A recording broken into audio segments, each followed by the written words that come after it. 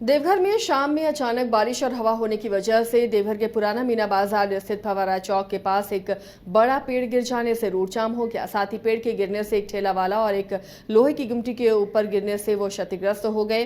हालांकि इसमें कोई भी व्यक्ति हताहत नहीं हुआ है। देवघर नगर निगम के कर्मचारी पेड़ को हटाने में लग गए हैं और जल्द ही हटाकर रोड को फिर से जाम मुक्त किया जाएगा।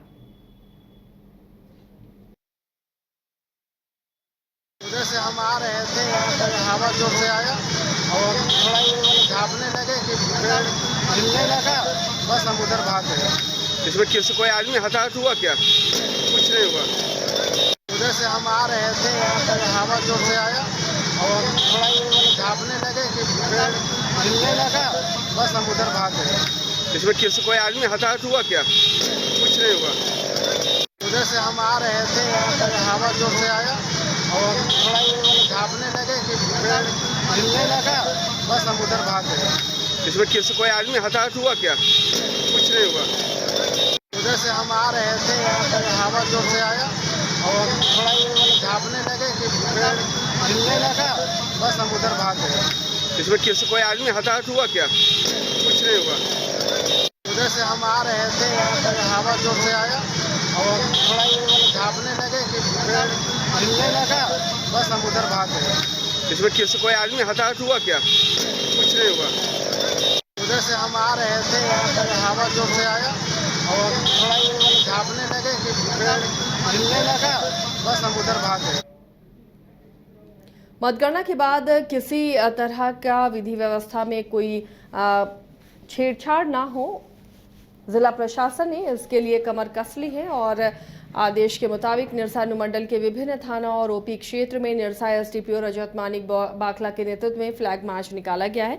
जानकारी देते हुए निरसा एसडीपीओ रजत मानिक बाखला ने बताया कि जिस तरह से क्षेत्र में शांतिपूर्ण तरीके से लोकसभा चुनाव हुआ है, ठीक उसी तरह से मतगणना के बाद भी क्षेत्र में शांति व्यवस्था और विधि व्यवस्था बनी रहे, इसी को लेकर जिला प्रशासन के आदेश के मुताबिक फ्लैग मार्च निकाला जा रहा है। साथ ही लोगों से यह अपील की जा रही है कि मतगणना के बाद जो भी परिणाम हो, लेकिन विधि व्यवस्था क्षेत्र में बनाए रखें। किसी भी हालत में कानून को अपने हाथ में ना लें, वरना जो भी विधि व्यवस्था में खलल डालते हुए पाया जाएगा उस पर निश्चित तौर पर कानूनी कार्रवाई की जाएगी। जो हमारा है लोकतंत्र का जो महापर्व है, आज कल जो है उसकी अंतिम काउंटिंग की जो प्रक्रिया है उसके साथ संपन्न होनी है। तो इसी क्रम में चूंकि कल एक विशेष दिवस होता है जिसमें प्रत्याशी कुछ हारते हैं, कुछ जीतते हैं, सिर्फ एक ही प्रत्याशी जो है विजयी होता है। तो उसी समय उत्साह और तनाव का भी माहौल होता है। इस क्रम में हम लोग की अपील है, पूरी तैयारी है पुलिस प्रशासन की कि विधि व्यवस्था को किसी भी तरह से अपने हाथ में लेने का, कानून को अपने हाथ में लेने का प्रयास नहीं करेंगे। आज जो हमारा है लोकतंत्र का जो महापर्व है, आज कल जो रामगढ़ पुलिस अधीक्षक डॉक्टर विमल कुमार ने रामगढ़ के बहुचर्चित मृतका सुशीला कांड का उद्भेदन 72 घंटे के अंदर कर दिया है। मृतका सुशीला की बहू की बहन और उसका पति ही हत्यारा निकला है। इस हत्याकांड से पूरे रामगढ़ वासियों में दहशत का माहौल है। बता दें कि 3 दिन पहले रामगढ़ के विद्यानगर में अपराधी एक घर में घुसे थे, जहां लूटपाट कर घर में आग लगा दी थी और घर की मालकिन सुशीला देवी की हत्या कर दी थी। पूरे मामले में क्या कुछ कहा डॉक्टर विमल कुमार ने, देखिए। 30 मई की घटना थी जिसमें पतरातू बस्ती में जो रिटायर्ड रेलवे कर्मी श्री असरकी प्रसाद के घर में जो है वो अपराधी गए थे, ये सूचना प्राप्त हुई थी और उनकी पत्नी स्वर्गीय सुशीला प्रसाद की हत्या कर दी गई थी। इसमें कांड दर्ज हुआ और उसके बाद एक SIT का गठन किया गया और कई सारी टीम्स बनाई गई और उसके बाद इसमें काफ़ी तत्परता के साथ काम किया गया और बहुत ही साइंटिफिक तरीके से जो भी एविडेंस थे उसका भी कलेक्शन जो है वो हम लोगों ने कराया, रांची की टीम ने किया और जितना मैक्सिमम एफर्ट हो सकता था टीम के द्वारा किया गया। और उसके बाद जब इस घटना का परत खुलना शुरू हुआ तो हम लोगों ने सबसे पहले जो है इसमें 2 अभियुक्त जो कुमारी स्नेहा और उसके पति आरिफ नैयर उर्फ आर्या, ये 2 व्यक्ति इस पूरे घटना के मास्टरमाइंड थे और इनके साथ में इस घटना में शामिल होने वालों में अफसर अली और आसिफ और एक अन्य अपराधकर्मी जिसकी पूरी तलाश हम लोग के द्वारा अभी जारी है। अभी फिलहाल 3 अपराधकर्मी आप लोग के सामने में हैं, जो कुमारी स्नेहा उर्फ रिंकी, आरिफ नैयर उर्फ आर्या। बेरुआ अनुमंडल में पुलिस की मुस्तैदी एक बार फिर से देखने को मिली। मामला चंद्रपुरा थाना क्षेत्र का है, जहां पुलिस ने 3 दिनों के अंदर ही एक महिला चमेली देवी की हत्या के आरोपी को पकड़कर जेल भेजने का काम किया है। इस संबंध में बेरमो एसडीपीओ वशिष्ठ नारायण सिंह ने जानकारी देते हुए कहा कि बीते 1 जून को चंद्रपुरा थाना क्षेत्र के ग्राम बंदियों में 50 वर्षीय महिला की हत्या उसके पड़ोसी रोहित महतो ने धारदार हथियार से कर दी थी।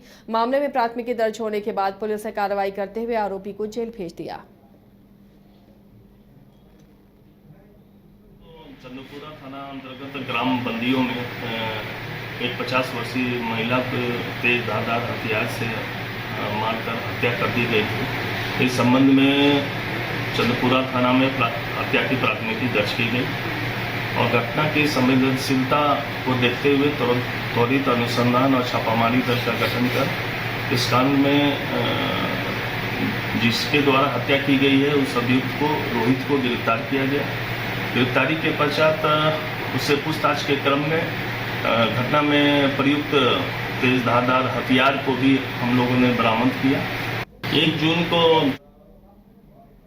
गुमला में लोहरदगा लोकसभा क्षेत्र के लिए मतगणना मंगलवार को चंदालिया स्थित पॉलिटेक्निक कॉलेज के मतगणना केंद्र में होगी। भारत निर्वाचन आयोग द्वारा नियुक्त काउंटिंग ऑब्जर्वर और जनरल ऑब्जर्वर केडी कुंजम ने आज केंद्र का निरीक्षण किया। इस दौरान मुख्य रूप से उपायुक्त और पुलिस अधीक्षक मतगणना केंद्र का निरीक्षण करने पहुंचे। इस दौरान विधानसभावार टेबलों की संख्या और मतगणना कर्मियों को काउंटिंग एजेंट के प्रवेश और निकासी के बारे में भी जानकारी दी गई। वजगृह में मतगणना हॉल कंट्रोल यूनिट को ले जाने और गणना के बाद ईवीएम वीवीपैट मशीन को सील कर वेयर हाउस में ले जाने के संबंध में उपायुक्त से पूरी तैयारी की जानकारी दी।